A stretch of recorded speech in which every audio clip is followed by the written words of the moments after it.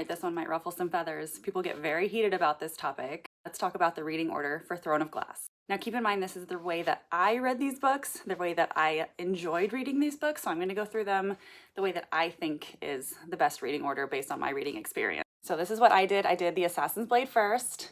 I know some people read this after Heir of Fire or somewhere in between. I read it first. I really enjoyed reading it first. Then I read Throne of Glass. Then I read Crown of Midnight, Heir of Fire, Queen of Shadows. And then I read the tandem read for Empire of Storms and Tower of Dawn. So I read those both at the same time.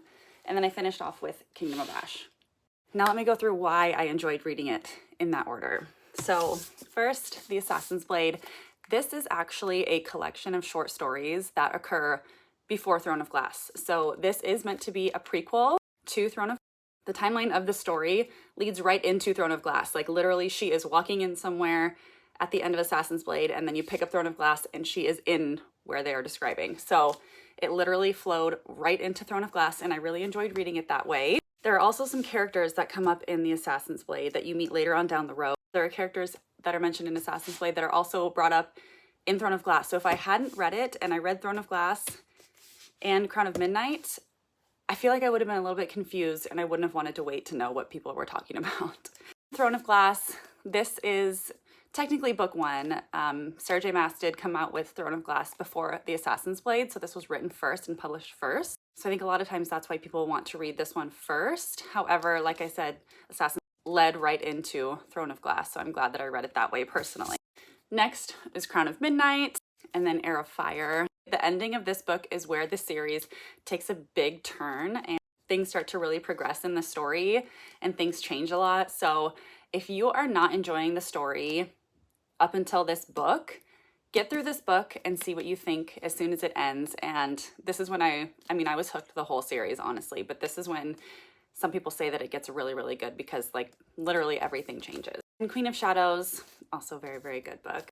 Next, I did the Empire of Storms and Tower of Dawn tandem read. So basically what that means is these two books occur in the same timeline. So Empire of Storms was written before Tower of Dawn. So this was published first and then Tower of Dawn came out. So technically, if you read these books while they were being published, you would have read Empire of Storms. It does leave on a cliffhanger. And then Tower of Dawn is written in the same timeline as this book. So technically you go back to the beginning of Empire of Storms when you're reading Tower of Dawn, and it is two other characters' point of view.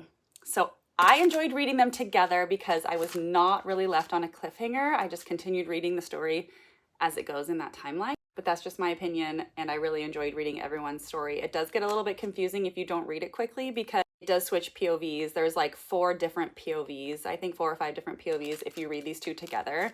So if you're not able to keep up with that many characters, maybe read them one at a time. And then last, Kingdom of Ash. This is a big one, but this kind of wraps up the entire story. And this is like one of the best books of all time. So if you did read the Throne of Glass series and you have the same reading order or a different reading order that you recommend, comment down below and let me know how you read these books and what you thought of that.